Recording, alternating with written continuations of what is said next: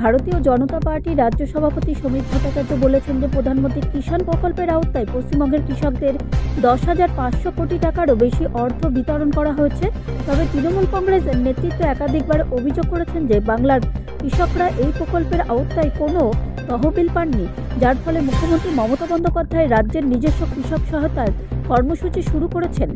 21তম কিস্তির অর্থ প্রদান করা হয়েছে, যার মাধ্যমে পশ্চিমবঙ্গের 46 লক্ষ কৃষককে মোট 920 কোটি টাকার প্রদান করা হয়েছে। রাজ্য সরকারের প্রধানমন্ত্রী কিষাণ প্রকল্পের যোগদানে বিলম্বের কারণে পশ্চিমবঙ্গের কৃষকরা প্রথম 9টি কিস্তি থেকে বঞ্চিত হয়েছেন।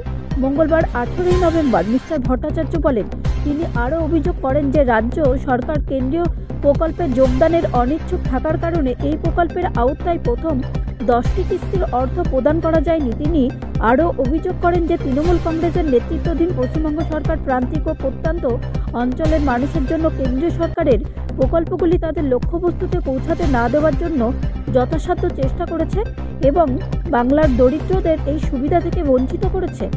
কেন্দ্রীয় সরকারের প্রকল্পের অধীনে যোগ্য প্রান্তিক কৃষকরা বার্ষিক 3টি কিস্তিতে 6,000 টাকা করে পাবেন। তবে মুখ্যমন্ত্রী ব্যানার্জি পূর্বে অভিযোগ করেছিলেন যে তাদের সরকার কেন্দ্রীয় সরকারের কাছে কৃষকদের যাচাইকৃত নাম পাঠিয়েও তহবিল প্রকাশ করেননি। পরিবর্তে তিনি বাংলার কৃষকদের জন্য 5,000 টাকার প্রদানের জন্য একটি প্রকল্প শুরু করেছিলেন এবং বিনামূল্যের ফসল বীমার ব্যবস্থাও করেছিলেন। মিস্টার ভট্টাচার্যের এই দাবিগুলি হাস্যকর এবং ভিত্তিহীন। প্রধানমন্ত্রী মোদী যখন একটি সামাজিক প্রকল্প চালু করেন তখন রাজ্য সরকারগুলিকে অবশ্যই এটি প্রচার করতে হয় না।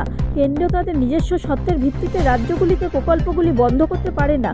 প্রধানমন্ত্রী করদাতাদের অর্থ থেকে এই প্রকল্পগুলির জন্য অর্থ সংগ্রহ করছেন, নিজের পকেট থেকে ব্যয় করছেন না।